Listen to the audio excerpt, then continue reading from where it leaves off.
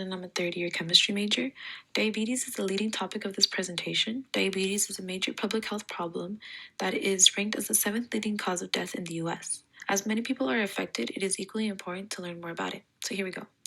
In the second slide, we're going to be addressing the public health problem and why it exists in society. But first, we must understand that there are two different forms of diabetes, which are type 1 and type 2.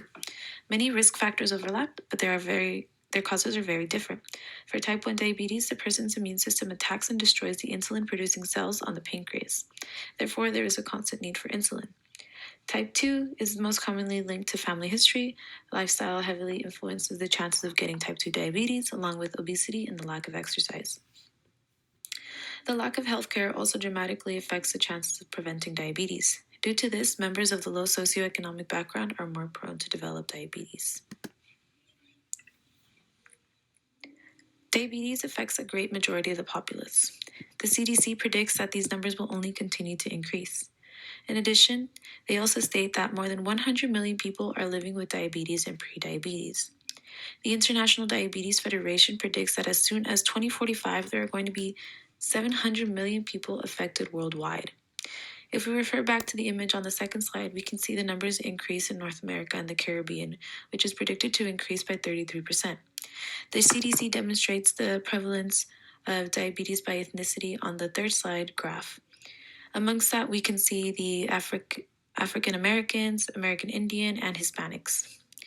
For this reason, they are more likely to develop type 2 diabetes, especially people who are over the age of 45, overweight, or fall within those ethnic minorities.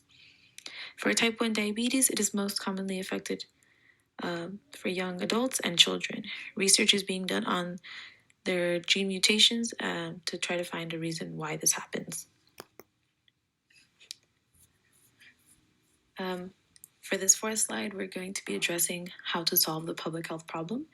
I researched a variety of different strategies, and I came upon education and the employee lifestyle change participation as the most important.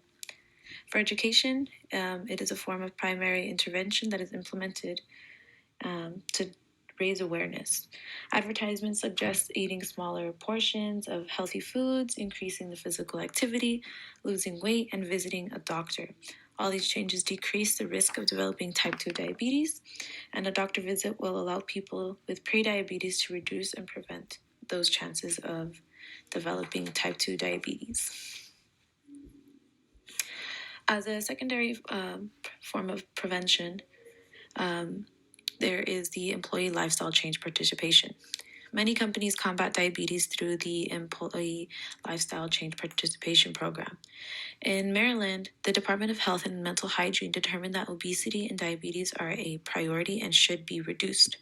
Through a program called Healthiest Maryland, it created a culture of wellness where they promoted the use of stairs, reducing weight, and diabetes management. In Australia, for instance, they tend to do things a little differently. In order to combat other public health problems, such as diabetes, they have a publicly funded universal health insurance known as Medicare. Through Medicare, the health agency monitors diabetes at the national level. On their website, the NDSS implemented a program known as the Diabetes in School, as seen on the image on the PowerPoint. This is a form of tertiary prevention as it helps parents to support their children. Another program that Australia has implemented are Life, Beat It, and My Health for Life. Life is a lifestyle modification program that helps reduce the risk of type 2 diabetes and cardiovascular disease. All of these programs are lifestyle modification programs that make a difference on the Australian populace. In Canada, they conduct a periodical survey every 2 years to determine who is affected by diabetes.